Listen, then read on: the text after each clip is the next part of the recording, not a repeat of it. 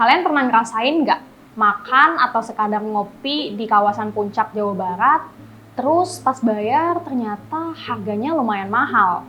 Belum lagi biaya parkirnya yang harganya asal nembak. Nah, kayaknya pengalaman buruk kayak gitu nggak akan kita temuin lagi deh. Soalnya, pemerintah Kabupaten Bogor, Jawa Barat udah nertipin para pedagang kaki lima yang nggak mau membongkar lapaknya secara mandiri. Penertiban dimulai pada tanggal 24 Juni 2024, mulai dari Simpang Taman Safari, Rest Area Gunung Mas, dan Gantole.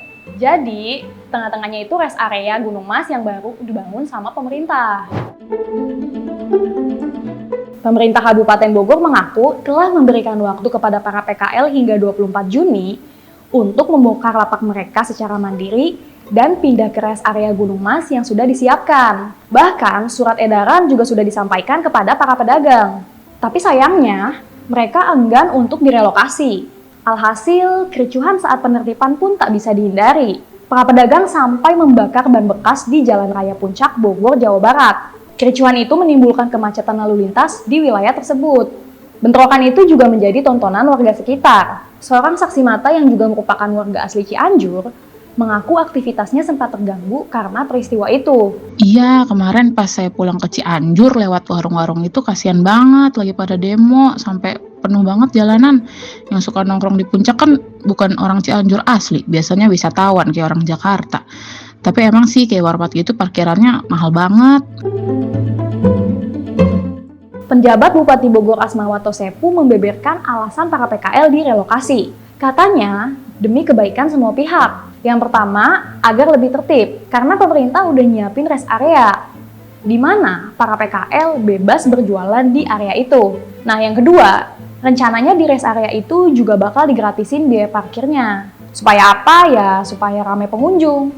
Selain itu, supaya nggak ada lagi tuh pungutan liar atau pungli parkir yang mana dikeluhkan para wisatawan selama ini.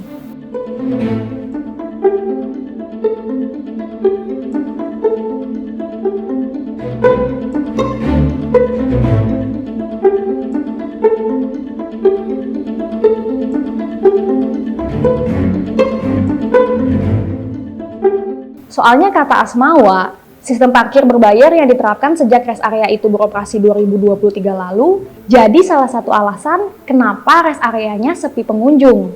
Nah, dampaknya para pedagang pun nggak mau jualan di rest area itu. Dilansir dari berbagai sumber, para pedagang yang udah berjualan di rest area itu mengaku kalau omsetnya malah jadi minus. Saking sepinya itu rest area, makanya mereka balik lagi jualan di pinggir jalan. Jadi serba salah deh. Padahal, rest area seluas 7 hektar itu udah menyiapkan 600 kios. Nah, katanya sih udah ada 300 pedagang yang tanda tangan kontrak mau direlokasi ke rest area itu.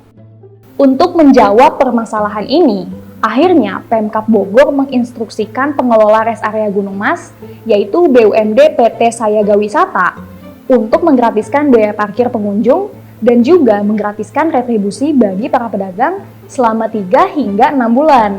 Dia juga mengusulkan supaya akses wisata Agro Gunung Mas bisa terintegrasi dengan rest area itu. Jadi, wisatawan bisa langsung otomatis melewati para pedagang di rest area tersebut. Kayak di Dufan aja, sebelum masuk Dufan kan kita lewatin toko souvenir dulu. Soal wacana parkir gratis ini, gue setuju sih.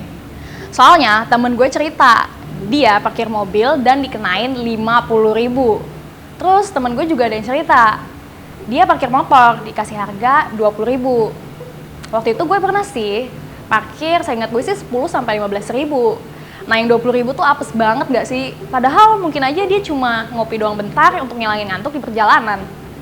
Nah, terus guys, kalian pasti udah tahu kalau misalkan harga parkir liar di kawasan puncak ini tuh udah gak jadi rahasia umum lagi.